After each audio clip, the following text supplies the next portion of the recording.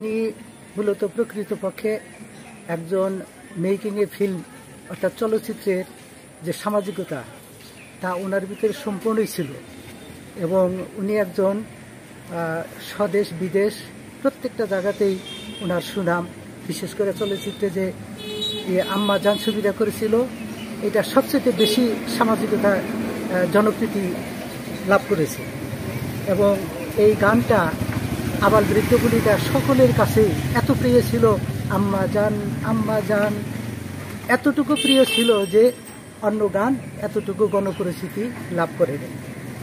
ওনার প্রত্যেকটা ছবি মানুষ আসলে একজন অ্যাক্টর বা একজন নায়কের যে ভূমিকা থাকা প্রয়োজন আর যে ফিটনেস থাকা প্রয়োজন তা ওনার সর্বদিকে এই ফিটনেসটা ছিল এবং আসলেই উনি যদি আরো একটু বেঁচে থাকতো, কিছুদিন আরো বেশি দিন বেঁচে থাকতো তাহলে ওনার আরো জনপরিচিতি বেশি লাভ করতো এবং উনি আরো বেশি নাম করতে পারতেন। সেখানে আমার বাসায় 50 গজ পাশেই আমি পাঞ্জিকানা নামাজ এই মসজিদে করি নিয়মিত। তো মাঝে মাঝে দেখি যে বহু দূর দূরান্ত থেকে বহু লোক এখানে ওনার ভক্ত যারা তারা দেখতে আসে। বিশেষ করে এই 15-20 দিন আগে সিলেট থেকে এক আলেম, খুব বড় হুজুর, তো উনি আসছে, উনি এসে আমার কাছে ওনার সম্পর্কে জানতে চাইলো এবং বললাম। তো ওনার বেশভূষা দেখে আমি ওনাকে প্রশ্ন করলাম যে আপনি একজন আলেম মানুষ, কেন একজন মেকিং এ ফিল্ম বা চলচ্চিত্রের একজন অভিনেতার সাথে আপনার এই সম্পর্ক? তখন উনি বলল যে না, আমি ওনার প্রত্যেকটা ছবি এত আমার কাছে প্রিয় ছিল এবং আমি খুব খারাপ ছিলাম। উনি নায়ক মান্নার এত ভক্ত ছিল যে সামাজিক দিকে এবং ধর্মীয় দিকে উনি 0 পয়েন্ট থেকে মান্নাবার মতো হিরো পয়েন্টে এসেছে। তার ধর্মীয় দিক, সমস্ত দিক, উনি একজন আলেম, পাঞ্জিকানা নামাজ পড়ে এবং উনি তাহাজ্জুদ নামাজ পড়ে। উনি সিলেটের ভিতরে একজন অন্যতম আলেম, ওনার নামটা আমার মনে নাই, কিন্তু উনি ওখান থেকে শুধু এই সিলেট থেকে টাঙ্গাইল এলাকাতে এসেছেন ওনার কবর জিয়ারত করার জন্য। ওনার এত ভক্ত ছিলেন যে উনি এখনো, উনি যে মারা গেছে প্রায় বেশ কয়েক বছর হয়, এখনো উনি ওনার স্মৃতি ভুলতে পারে নাই এবং সে বলেছে যে একমাত্র ওনার অভিনয়ে আমি মুগ্ধ হয়ে আমি খারাপের থেকে আমি ভালোতে পরিণত হয়েছি। এটা আমার জীবনের সার্থকতা আমি মনে করি। আমাকে আলেম হিসাবে আপনি যে প্রশ্ন করছেন, আমার ওনার অভিনয় থেকে এবং ওনার সামাজিকতা দেখে আমি সত্যিকারেই একজন মন্দ মানুষ থেকে ভালো মানুষে পরিণত হয়েছি এবং আমি ওনার কবর জিয়ারত করতে আসছি। সে রমজান মাসে আসছিল। আজকে আমি থাকবো, রাত্রেও কবর জিয়ারত করবো এবং সকালেও কবর জিয়ারত করবো, তারপরে আমি আমার গন্তব্যস্থলে চলে যাবো। নায়কের প্রকৃত যে বৈশিষ্ট্য, প্রত্যেকটা গুণাবলী ওনার ভিতরে ছিল।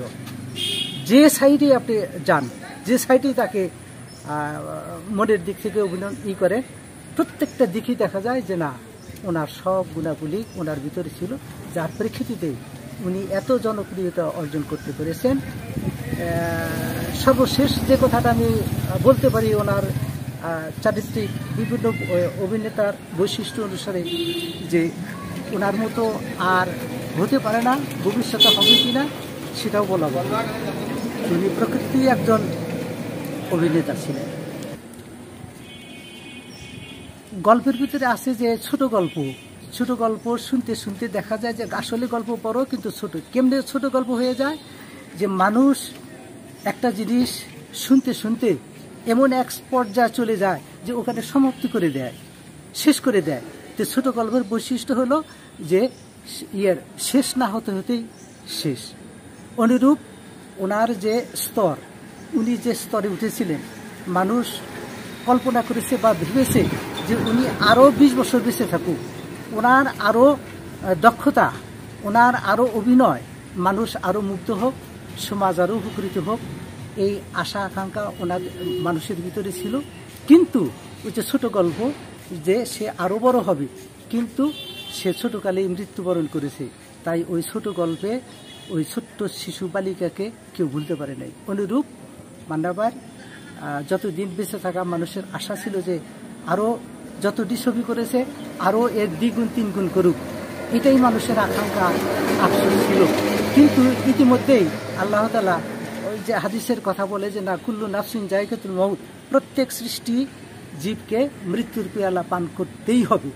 তাই কার মরণ কখন হয় সেটা একমাত্র আলিমুল গায়েব বা সৃষ্টিকর্তাই জানেন।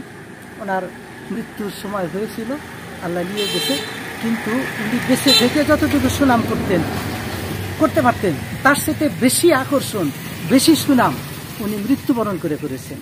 যে মরেও উনি মরেন নাই, সকল জনগণের মধ্যে এখন উনি জীবিত আছেন এবং থাকবে। আসলে যে ভালো কাজ করে সারা বিশ্বেই তার সুনাম এবং প্রত্যেকটা মানুষের অন্তঃস্থলে সেই মানুষটা স্থান করে নেয়। অনুরূপ প্রত্যেকটা মানুষের অন্তরে তার অভিনয়, তার প্রত্যেকটা অ্যাক্টিভিটিস এতটুকু জনপরিচিতি ছিল, যার প্রেক্ষিতে সারা বাংলাদেশের দর্শকরা, তার ভক্তরা এখানে তার সমাধির কাছে আসে এবং সমাধি দেখে তার মাগফিরাত কামনা করে যায়। যার প্রেক্ষিতে ওনার সুনাম এইভাবেই চলতেই থাকবে। পরবর্তী জেনারেশন, আমার কাছ থেকে আপনি জানলেন, আপনার কাছ থেকে পরবর্তী জেনারেশন জানবে, এইভাবে বংশ পরম্পরায় ওনার এটা চলমান থাকবেই।